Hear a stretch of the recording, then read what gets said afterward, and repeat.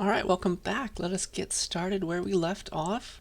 So we learned how to combine conditions, we learned the Boolean type, and we learned how to AND together two conditions so that we have one big condition that's true when both are true. Okay, so let's get some practice on that just to remember what it's all about, and then we'll move on. So let's pretend that we want to write a program, I guess. Maybe we're programming a robot. We want to figure out if this robot should bring an umbrella today on its way to work. All right, so the idea is, well, here are two things that might mean rain is going to happen. Okay, so maybe it's cloudy and there might be a chance of rain. But when there's both of these things at the same time, when they're both happening, and then we should definitely bring an umbrella. Okay? Because maybe if it's just cloudy and there's no chance of rain, there's no point in bringing an umbrella. And maybe if there's a chance of rain but the clouds are all gone, that means, well, maybe the weather was wrong. So we only want to bring an umbrella if both of these conditions are true, and that's what AND gets us. Okay, so let's make a quick little program that showcases the AND once more. And yeah, just remember that it takes both to make a true case for an AND statement. All right, so let's get started. We're going to make a new folder for today, lec05. Hit enter. Let's cd on into that, lec05, and I don't know, let's make a file. There's nothing there right now. Let's call it umbrella.cpp. Dun dun dun. Make a little blank file.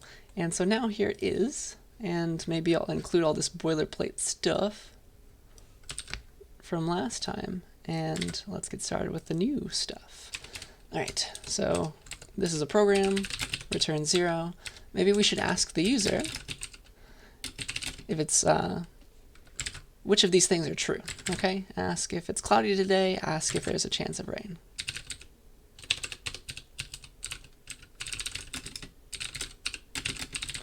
So we can say, okay, is it cloudy today? Question mark. Maybe a space so that we have them type on the same line. And then let's make a string variable because they'll type yes or no. Okay. Answer 1. And let's get that from the user. Answer 1. And then let's do this all over again for if there is a chance of rain. So is there a chance of rain?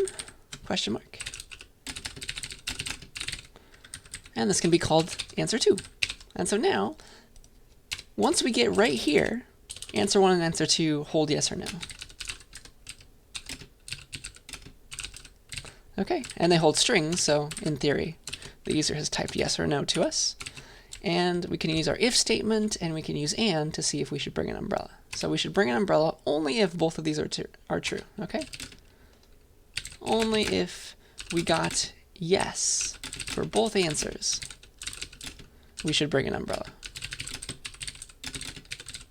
Okay, so maybe take a second, think of how you might code this up to print, hey, bring an umbrella, if this is true. Okay, so if they're both saying yes to both of these answers, is what the user said. Okay, so if, that gets us started. If answer 1 is equal to yes, and answer 2 is equal to yes, only in the case where both of those are true should we say bring an umbrella. Okay, and a new line. Alternatively, if one of them was wrong, if we got at least one no, we go to the else case. And so then we can say you don't need to bring an umbrella. Maybe you don't. Hey. Okay, so that's our program. We get two answers from the user, and only if both answers were yes, the AND combines them, we should say, okay, we're going to bring an umbrella. Please, let's go. Bring that umbrella today. And yeah, otherwise we say no. All right, so that is that. Let's compile. Umbrella-o umbrella. And it's compiled. Let's run it. Let's make it so I can see stuff. So, is it cloudy today? That's the first one. We'll say yes. Is there a chance of rain? we'll also say yes, and then we say bring an umbrella, okay? If both of those were true, and they were. Alternatively, we could have said no to one of them, but yes to another. Either way, yes and no, or no and yes, no need, and of course no and no, again, no need. This is kind of hard-coded that the user needs to type lowercase yes, and we will learn how to make this a bit more resilient in the future. But this is a good little example to remember what and is all about. All right, so that's, should we bring an umbrella? And so that's one way to combine conditions. There are more. So here is a different way to combine conditions. This is called OR. Okay, you read these two pipe characters. It's above your enter key on your keyboard. This is called OR. Okay, so another thing that you could use to see if you should bring an umbrella is maybe, okay, maybe you've given up on the clouds. That's not good enough. You can say, okay, if there's a chance of rain or if it's currently raining, we should totally bring an umbrella, okay? In both of those cases, bring an umbrella. Okay, so if there's a chance of rain, bring that umbrella. Just that. If it's currently raining, you should definitely also bring an umbrella, even if it's not a chance of rain. And of course, if there's both, bring that umbrella. Okay, so that's what OR gives you, and let me draw the truth table for that. So you got your A, you got your B, and you got your A or B. That combines the two. B. So we got true, true, true, false, false, true, false, false. Those are all the possibilities. And then A or B looks like this. It's true if any of them are true. If they're both true, if just one is true. The only time it's false is if both of them are false. It's kind of, in a sense, it's an opposite of and, okay? So it's okay for both to be true, and that's a key. We still want to bring an umbrella if there's a chance of rain and it's currently raining. That's no problem. Okay, so this is called inclusive, or you might hear it called that, because you're allowed to have both, but this is all I really want to say, so let's make this program now. We can click just a few keys to make it happen.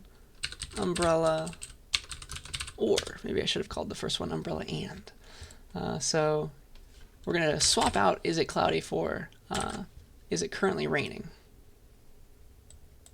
So maybe we want the first one to be is there a chance of rain? That can be answer 1. And then is it currently raining can be answer 2. And only if we got yes for one of the answers. So no more only, okay? We can say if we got yes for at least one answer, we should bring an umbrella. Okay, so one or the other. And so we just replace this with or, okay? That is the idea. And only if they're both false will it say no need for an umbrella. All right, so let's give this one a shot. Try and guess the output, looking back at the table. So this is not called umbrella anymore, it's called umbrella or. There we go. Compile, run, /. Is there a chance of rain? Yes. Is it currently raining? No. The or still gives us true for the whole thing. Bring an umbrella. Similarly, if they're both yes, bring an umbrella. If the first one's no, but the second one is yes, bring an umbrella. The only time it says not to is if they're both false. Okay, both of these end up returning false and oring together false and false gives false. Okay, so we hit the else case in that one little case right there, in that one possibility. So that is or. There's only one way to make it false, whereas for and, there's only one way to make it true. They're opposites. All right, and speaking of opposites, there's a way to make what's known as the opposite condition with an operator called not. Okay, this exclamation point is read as not. And what it does is it negates a condition, because sometimes it's easier to think about the opposite. When the opposite thing is true, then we want our whole thing to be true. Okay, so let me show you the truth table for this. It's not too bad. And then I'll give this example. So here's A, here is not A. That is an exclamation point. And okay, if A was true, what not does is it inverts it, it negates it, it makes it false. So if A was false, that actually becomes true now by this negation operation. Isn't that fun? So that's negation, and I want to prove to you that there's a fun little example when we consider this. When is it not true that A is less than B? So try and write this in code that gives back true or false when it's not true that A is less than B. And the answer is, well, I'll just say not A less than B. Okay, try if A is less than B. We want it to return true when it's false, so we put a not. Okay, so we want only the stuff that is not. We want only the A's that are not less than B. That's the idea. And it just so happens that you can get rid of the not for relational operators, which is fun to think about. This is actually equivalent to A greater than or equal to B. In code, we put the equal sign here. And let me prove that to you very briefly. It's fun to think about. Okay, so let's do it down here. Here's A, here is B, here's A less than B. And here's not A less than B, and here is A greater than or equal to B. Let's try all our possibilities. So I guess only 3 is enough, because we can have A less than B, 40 and 42 for example.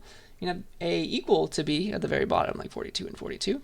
And then in between we can have maybe A greater than B, 42 and 40. So these are the 3 different ways that you could make this do something different, and this one do something different. So A less than B in this case is true. In this case it's false. And in this case it's false, because 42 is not strictly less than 42. Negating this, it's just, okay, take whatever was here and swap true from false using that not operation. True becomes false, false becomes true. And there's that, true, true. And it just so happens that A greater than or equal to B is the same as this, so it really is false, true, true. And I encourage you to look at these number examples and see that yourself. Like, yeah, A is greater than or equal to 42. No, that's false. A greater than or equal to 42 here. Yes, that's true. A greater than or equal to 42 here. Yes, that's true, because it's equal. So these really are equivalent, which is beautiful. I'll use rainbow for that. And sometimes it's easier to think about things like not having to do this much mental effort to translate. Just put a exclamation point out in front, and suddenly you have a not. Okay, so that's my example of the not operation. For my next trick, I want to show you something very useful, because one day you're going to write a gigantic condition that contains ands and ors and nots and everything else in the world. So you write something like A less than B, and B less than C, or C mod D is equal to, I don't know, 42. And you're going to have to somehow make sense of this, because you're going to have to do some things before others. Like, okay, maybe this happens, then this happens, then this happens, then that happens. But which comes first, the and or the or? That changes everything. Well, fear not. I'm going to teach you the rules of how C++ draws parentheses around your expressions. And so in essence, I'm going to teach you the order of operations for programming. And we call that fancy term precedence. That's how the parentheses are getting drawn in your C++ programs, in your little expressions. Okay, so I'm going to show you a big table, and it's called the precedence table. And each operator that I show, and an operator is just the less than, the and, the or, all that. I want you to think about it as grabbing the smallest thing that it can to the left and the right of it. Okay, that's a weird sentence, I know, but I'm going to give you an example and it will make sense. Okay, so let me pull up the table and I'll be right back. All right, so here is the table. It's not too long. This is all of the C++ operators, and it's read from top to bottom. So you're going to look for the highest precedence operator that you see in your expression first, because that happens first. The parentheses get drawn for that first. And then you'll go to the lower precedence operations. Those get done last. All right, so let's give some examples, I guess. Let's do a simple one, like something that will make sense to you. Like, okay, what's 5 times 7 mod 3 plus 4?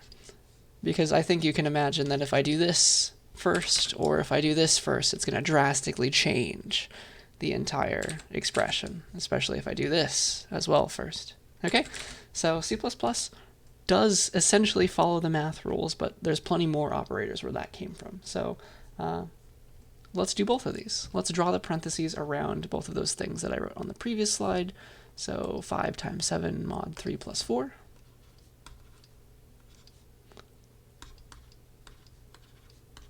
So let's consult the table for how to draw parentheses around these operators, what's getting done first. All right, so let's go back to the table now, and let's find the first operator that's on this table from highest to lowest. All right, so we have star, mod, and plus to choose from, and it's going to take us a while because we have to go all the way down here to star, division, and remainder. So those are all at the same level, so you do them from left to right in order. And so we just look from left to right. Which one do we see first? Okay, we see the star first. That's the highest precedence thing, apparently, from left to right. So we're going to draw parentheses around the star operation, grabbing the smallest thing it can to the left and the right of it. Okay, so here's where that comes into play. The smallest thing to the left of the star is the 5. I can't go any more farther out here. I'm taking the 5 with me. Now, when I say smallest thing, I mean that we shouldn't put a parenthesis here, and we shouldn't put a parenthesis here. We're taking the smallest possible thing we could to parenthesize this star operation. So we're going to take the 7. You see that? That's the smallest thing we can do and have this still make sense. Okay, so that's exactly how we should parenthesize the star operation. So the 5 times 7 happens first in this little piece of code. All right, so then we consider our other two unparenthesized expressions, and we notice that we have the modulo operation next. That is of higher precedence. That's actually at the same level as multiplication. It's higher than addition and subtraction.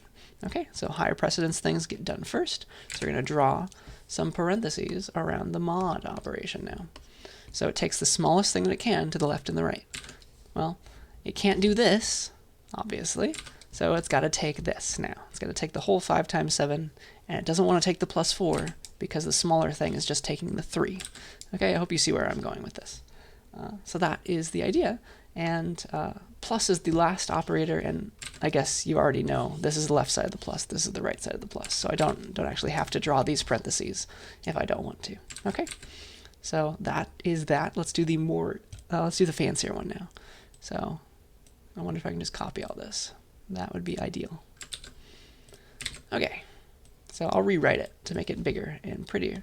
A less than B and B less than C, or C mod D, compare for equality to 42.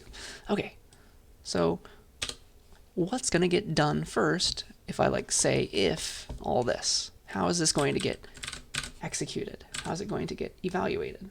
Okay, so let's think about this, and let's look at our table. Here are all the operators I see. Boop, boop, boop, and boop. You see them? So let's find them on the table. And I'll give you this table. Dun, dun, dun. I see nothing up here yet.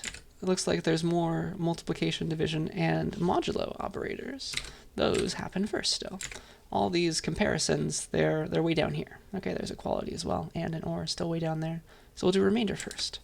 So this operation is going to take the smallest thing to the left and the right of it.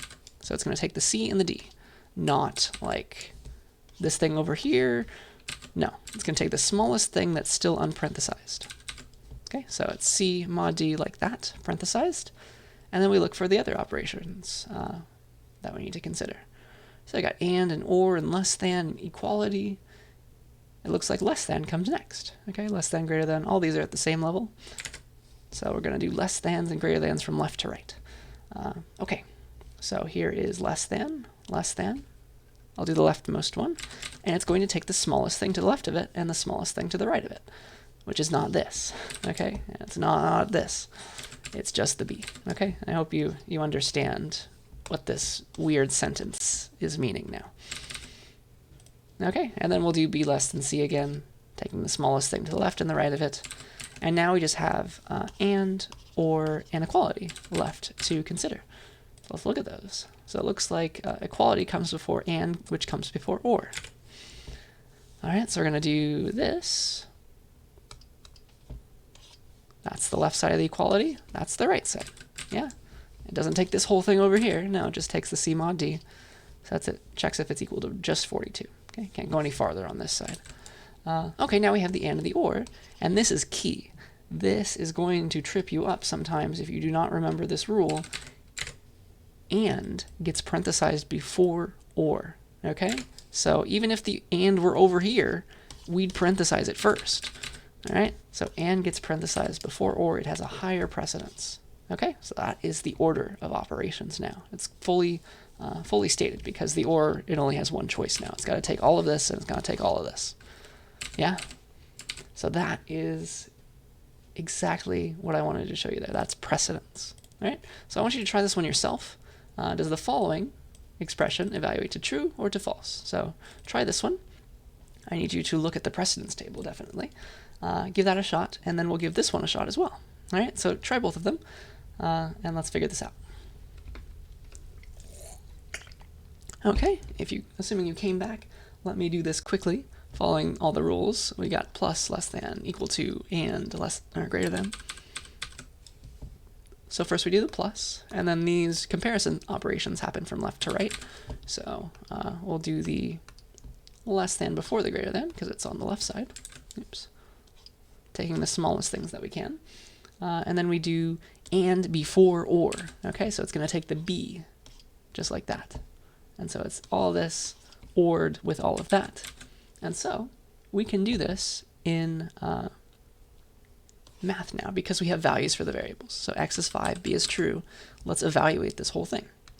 All right, and this is my secret. I'm showing you that these are going to be different in theory. Okay, so x plus 1 is less than 8. Well, if x is 5, that's saying is 6 less than 8. That is sure true. And then we'll do that OR'd with, because we got the OR, well, b is true, so that's true. And I could draw a better ampersand. And x greater than 5. Well, x is just 5. 5 is not strictly greater than 5, so that's false. Okay, I hope you can see that. And the and binds tighter than the or, so we're doing that. All right, so this is, well, true or anything. It's going to be true or false. That gives us back true. T for true. All right, so the answer is A. Did you get that one? And now let's try this one. So it looks like we're going to parenthesize this, check that it's less than 8, and then OR it with B, all that stuff. There's still a parenthesis there. And then we'll do the and with the x greater than 5. Okay, so this is again true, because 6 is less than 8. True or true. In parentheses, because I wrote those parentheses in the code, anded with false. And oh man, that's an ampersand. That one's actually false, because you can only get false with an and, or you can only get true with an and if you and together two trues, and this is going to be true and false. This is true. This is false. True and false is just false. Okay, so the whole thing's false, and life is sad. All right, so this is the key point that I'm trying to make here. The order of operations matters, and if you do not write the parentheses yourself, you're playing with fire. Okay, you better know that this is exactly what's going to happen. All right, and so in the literature, or in your book, or in a future class, we'll say things like and binds tighter than or to talk about this rule. You do the and before the or. And binds tighter. It draws the parentheses first. Okay, so that is all I want to show you there. And now we've learned a lot about branching and just testing things. And so I want to give a bunch of examples. Okay, so the first standard example that everyone learns about is called FizzBuzz. And it used to be like, this was like an interview question that people would give just to prove, just so that you could prove that you knew how to program. And things have gotten a bit harder over the years, but this used to be one. And so let's do it. So here is the game that we're going to play. So we're going to check a few things. So we're going to take a number n from the user, and we're going to print out something back to the user. So we're going to print fizz if n happens to be divisible by 3. Okay, so that's what's going to happen. If the user gives us 3, we're going to print fizz. We're going to print buzz if the number that the user gives us is divisible by 5. So if we get a 5 from the user, we print buzz. And if we see something that is divisible by both 3 and 5, we're going to print fizzbuzz. So 15, for example, if the user gives us that, we're going to print fizzbuzz because it's divisible by both 3 and 5. Okay?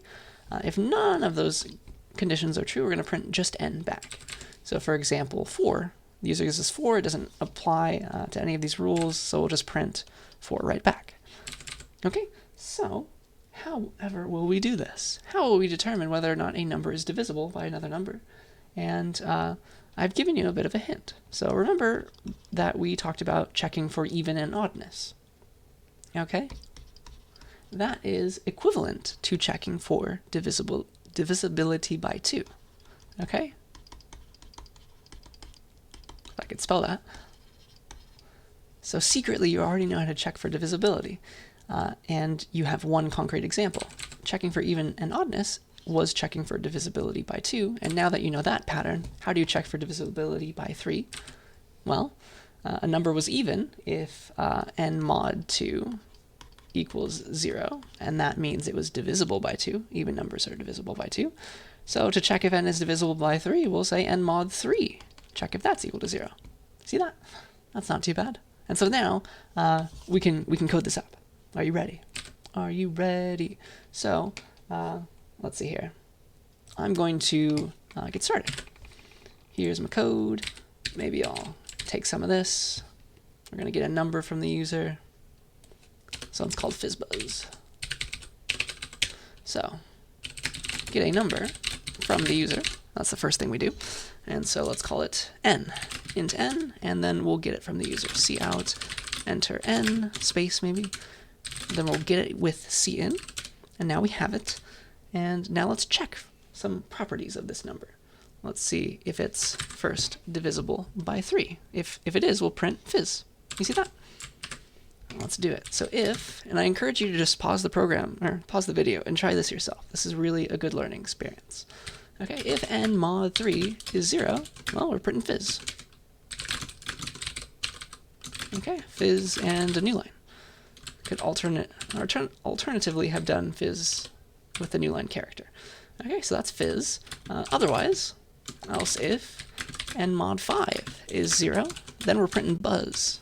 Yeah? Because that means it was divisible by 5. Okay, that's not too bad. Cout buzz, new line. And then finally, else if n mod, or not quite finally, sorry, n mod 5 equals 0 and n mod 3 equals 0, if they're both divisible, we're going to print fizzbuzz.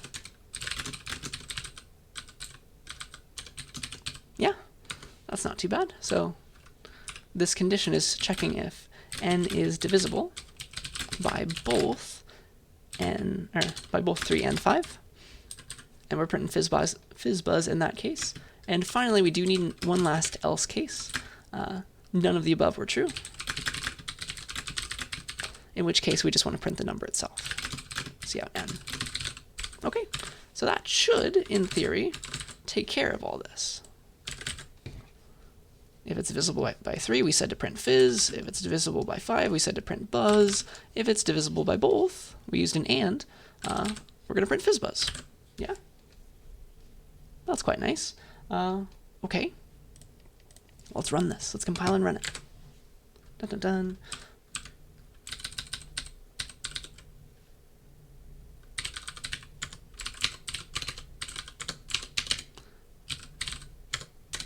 So enter n, 2. Hey, it prints back 2. Cool. 3. Fizz. Yes, yes, yes. 5. Buzz. Perfect, perfect, perfect. 6 should be fizz again because it's divisible by 3. Yes. 10 should be buzz because it's also divisible by 5. And then 15 should be fizzbuzz, right? Fizz. Hey. No, no, no. Program, what's wrong with you? What did you do? This is wrong. Why is this wrong? Do you see it? Do you see the problem? Well, I'm going to show it to you if you don't. If I could ever get to this desktop. Here's my code. And here's what it's doing. It's checking first, is n divisible by 3? It's asking that question. If it's true, then it's going to print fizz. Yeah? If it's false, it's then going to try the else if, because that's how else if works. Then we'll ask the question, is n divisible by 5? Question mark. If that's true, we'll print buzz. If that's false, we're going to then ask the question, hey, is n divisible by 3 and 5?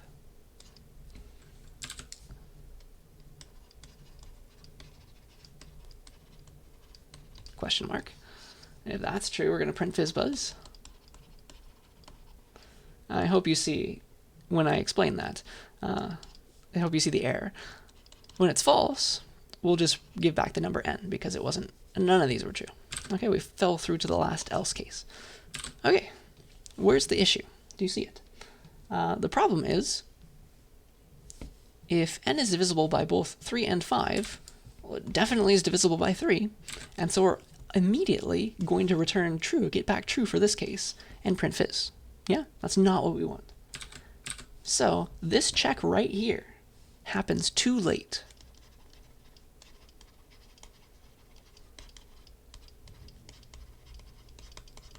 You see that? In order for us to ever have hope of printing fizzbuzz, we need to make sure that that's the first thing that ever gets checked. We're going to bring that up there. Do you see that? That is necessary. That is how we solve this problem. And so once we do that, then we're happy. Then we're golden. All right, so I'm going to change this now to be this first, then we can do 3 and 5, okay?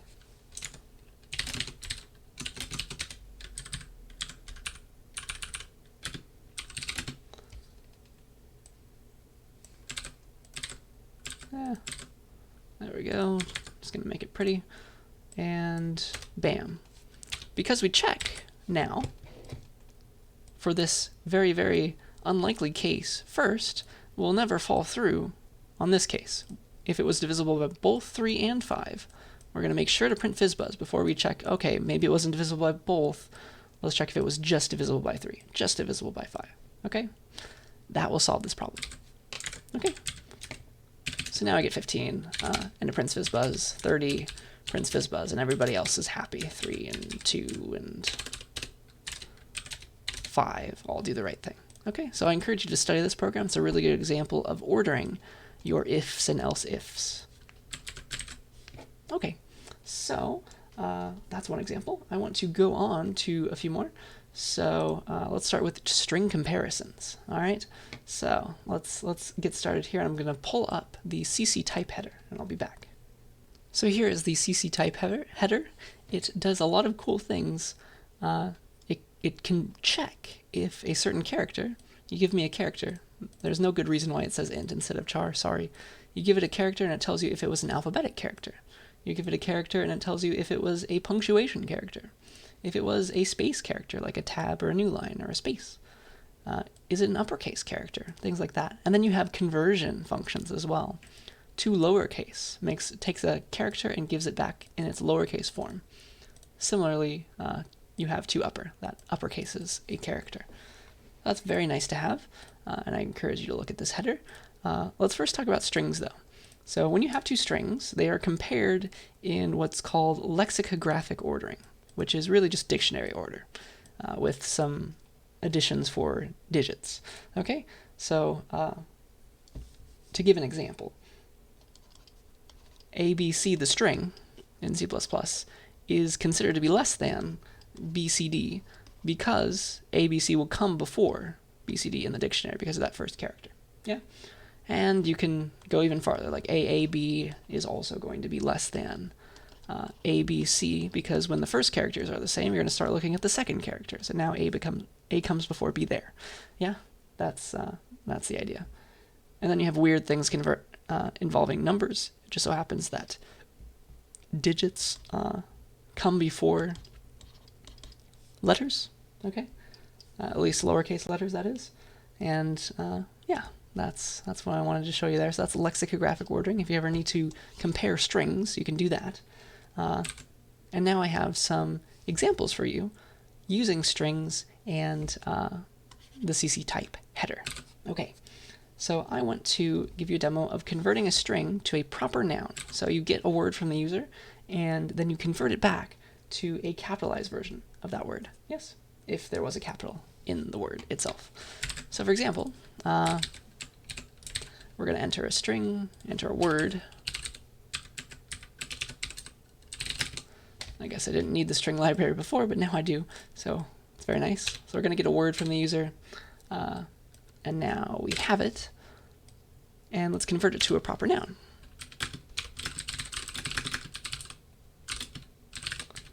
So we're going to do some secret sauce, and then we're going to see out S again, having now been capitalized. Okay, let's call this, I don't know, string stuff.cpp. That's a good enough name.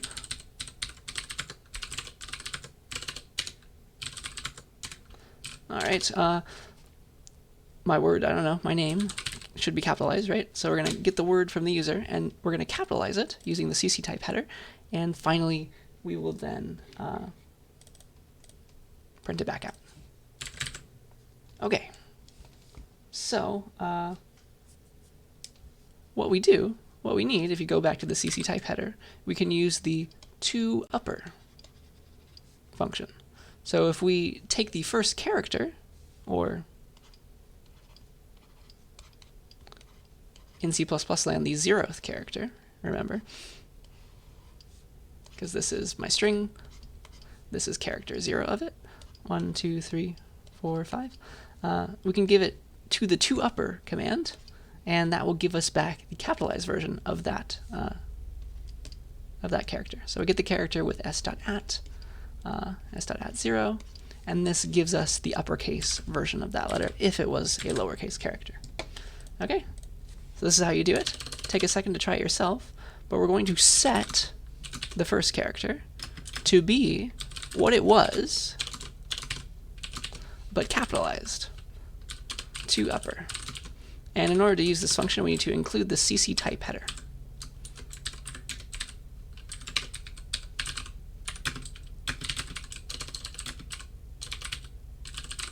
Okay, and so now if I run this, lowercase, it makes it uppercase, because it replaces the first character with the uppercase version of it. I hope you can read it the way I am.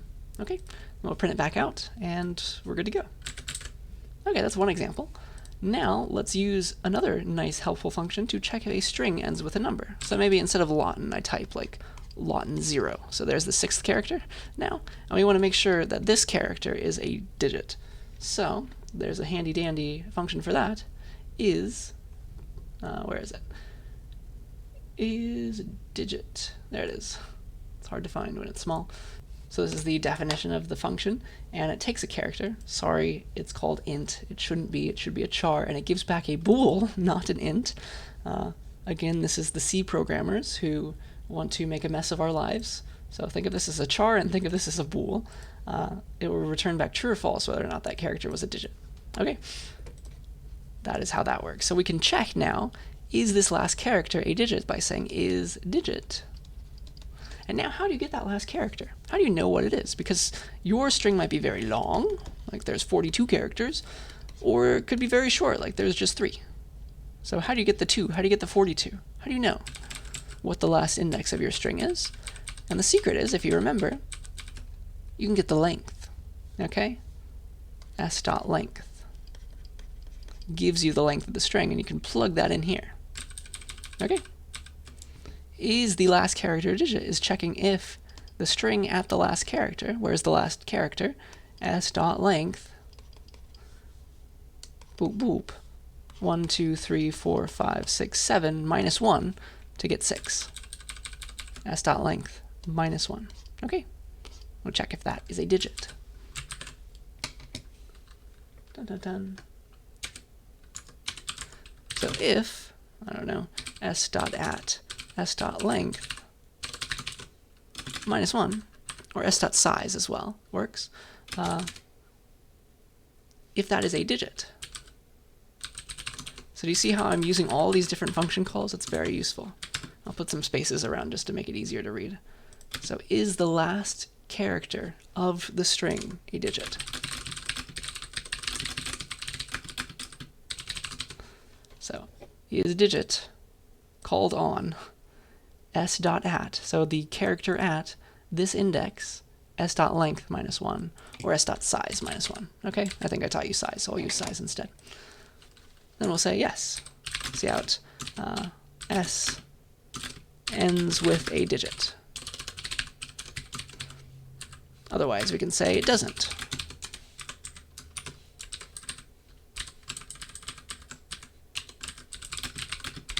Okay, so let's watch this one work now. Enter word Lawton. Does not end with a digit. Lawton 0. So it's going to capitalize it, and it's going to say, yes, it does end with a digit. Isn't that fun?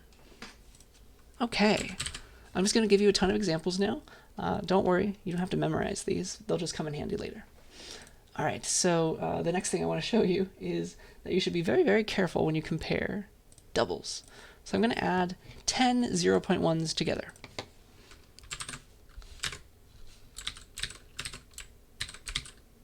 Silly doubles.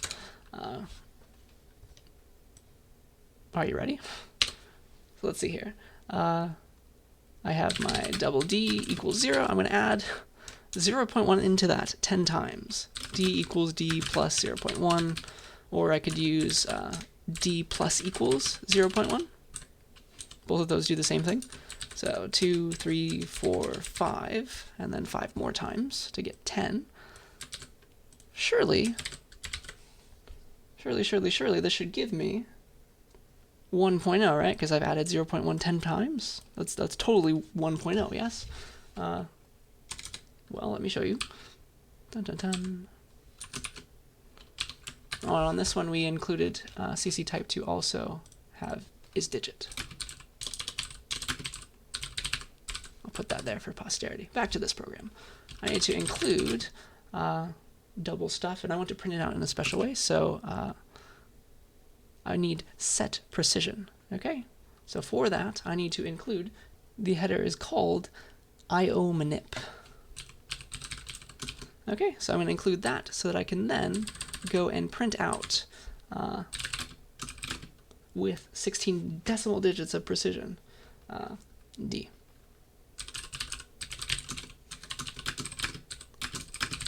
That's my max precision that I get out of a double. Okay, so I'm going to print that and run it, and no, sorry, not string stuff, but silly doubles.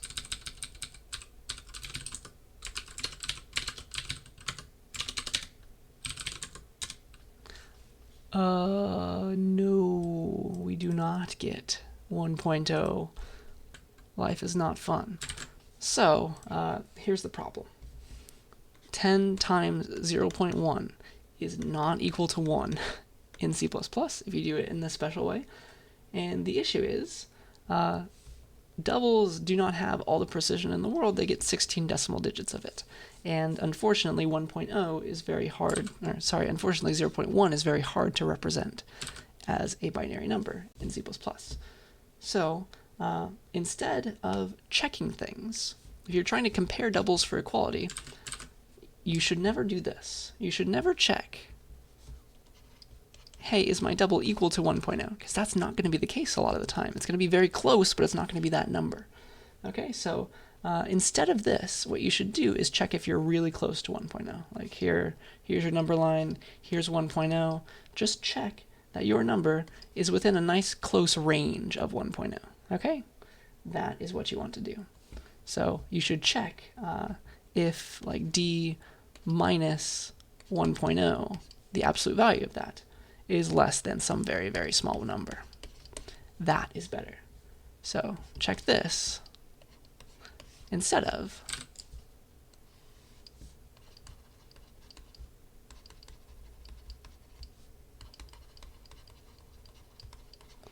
checking if d is equal to 1.0, because that will not be the case for this particular example.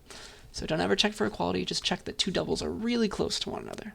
Otherwise, you'll run into this precision issue. Okay, so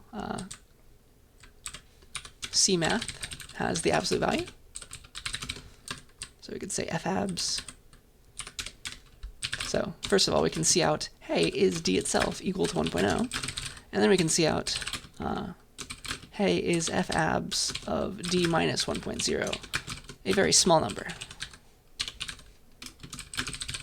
Okay. And I need to draw parentheses around this because C++. Shame on me for not remembering the precedence table. There we go. And now you can see the problem. So it's going to say false or 0 when it prints it out, and 1 for true. Okay, so definitely check this one instead of this one. Much better.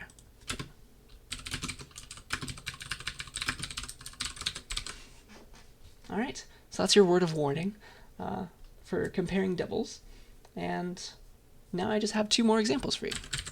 Okay, I think I want to show you a grade calculator, and instead of working it through with you, I'd like you to try this yourself. Okay, I'm going to code it up behind the scenes. I'm going to show you the answer, but I want you to see if you could get this right. Okay, I want you to take a grade from the user and then give back A, B, C, D, or F, depending on the grade. If it's between 90 and 100, give it an A.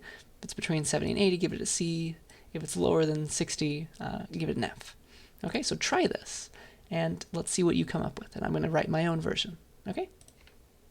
Okay, let's see how you did. And the first thing that I wanted to point out in my solution is that I chose to take percentages as decimal numbers. So we could have things like 89.5, and that's a B. Okay, and then like 42.0, that's an F. That's the idea. 0.01 maybe, and anything in between. So here is how I chose to write this, and let's see if you did the same. So I noticed that anything greater than or equal to 90 is going to be an A. Okay, so you can print that out immediately. That can be the first thing that we check. Otherwise, if it wasn't greater than or equal to 90, well, it must have been strictly less than that. And so we know we're not in the A range, but if it's still greater than or equal to 80 in this case, oops, then it's a B. If none of those first two are true, none of these up here, but it was still greater than or equal to 70, it must have been a C. Okay, I hope you're following this logic. If none of these were true, that means it's less than 90, it's less than 80, it's less than 70. Well, maybe it was greater than or equal to 60, in which case it's a D. And then finally, if it's none of these, that means that even this one fails, and so it's less than 60, and it must have been F. You see how that? You see how I only need to consider the lower range of things, and suddenly the else if gives me everything above. Isn't that fun? So let me show you this working, and this is a good example to remember.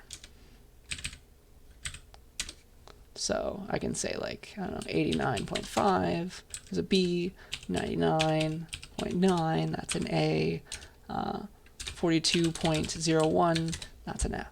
See how it falls through in each case? So do study this. This is a really good example, I think, of how to keep your ifs and else ifs in check.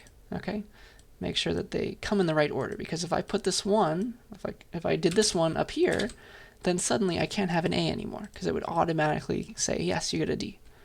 So it's kind of natural that this order falls out, okay? Because we need A first. A is the highest thing, okay? That is the idea with that example. And then finally, I want to do with you a guess the number game. So this is a fun little example that I love to give. It's a great way to highlight everything we've learned. And so we're going to guess, on the computer side, we're going to guess a random number between 1 and 100. And then we're going to ask the user to guess their number, something between 1 and 100. And we'll tell them if their guess was too high, too low, or just right. And we'll get back to this. All right, so let's try one round of this. Let's guess a random number between 1 and 100.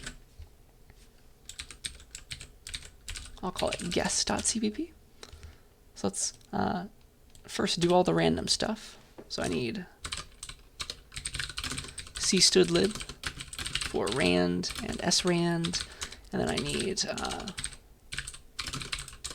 ctime for time, so I can seed the random number generator so that the program's different every time. There we go. So now we're going to get different numbers each time.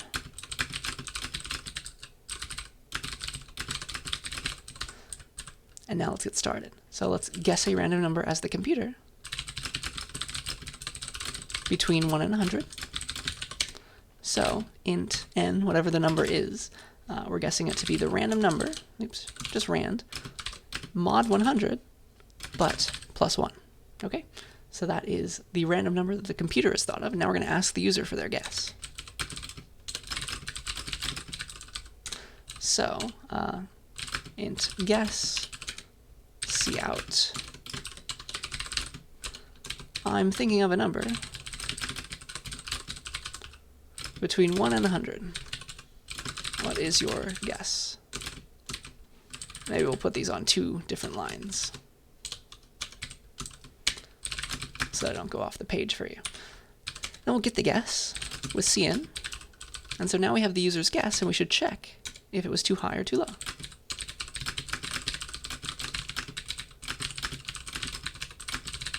So if the user's guess was too big, was bigger than the number, then their guess was too high.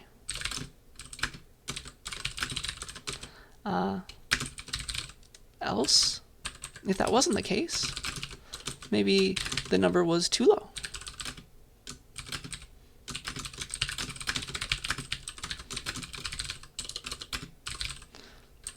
And then else, notice this case. It wasn't greater than, it wasn't less than.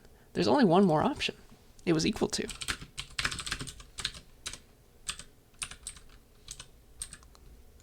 Or let's put it up here. Must be the case that guess is equal to n. Okay. You got it. Okay. So that is my example. And if we run this, and I compile the right program, what have I done wrong here? Oh, I forgot a semicolon. How dare I? Right there.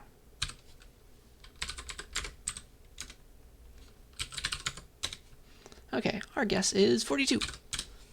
It was too high, and then the program stopped. No. Now we can't guess the number. It's going to be a different number each time we run it. So we want our program to keep going. That is the key. We'd like our program to keep going. How are we going to make it happen, you might ask? Well, we just keep asking for guesses, right? And keep the int guess, just like this. Well, we can do something like this. And only say that once. So ask the user for a guess. We can just repeat this, right? Just keep doing that. Dun-dun-dun. A bunch of times. We'll ask them twice, maybe 3 times, 4 times, 5 times, 6 times, 7 times, 8 times. Surely it takes them 10 times to guess it at most, right? This works. Let's play it the right way. 50, too low. Okay, what's our guess now? Because it's going to ask us again for the same guess and check with the same number. Okay, if it's too low, 75. Too high. How about 62? No way, I got it. But then it keeps asking. So yeah, it's 62. You got it. But it's going to keep asking us until we run out of the 10 tries. So that's no fun. We'd like it to stop once we got it. One way to do that is to stop the program. I guess we could do this. It could be like cstdlib gives us exit, which stops the program. Or we could return even. We could say exit every time we got it. So we could do this. Boop, boop, boop, boop, boop, boop, boop, boop, boop, boop. So every time we got it, we can say exit. Dun, dun, dun. And so I just added exit after in every else case. That works. And now the program will stop, but it's still not the right way of doing things because it might take the user more than 10 guesses. Okay, what about when the user takes more than 10 tries?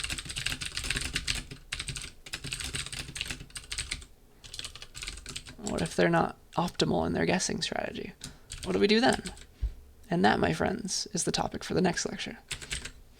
Okay, so we want our program to keep going no matter what, and that's where I'm going to leave you before I show you some exercises and things.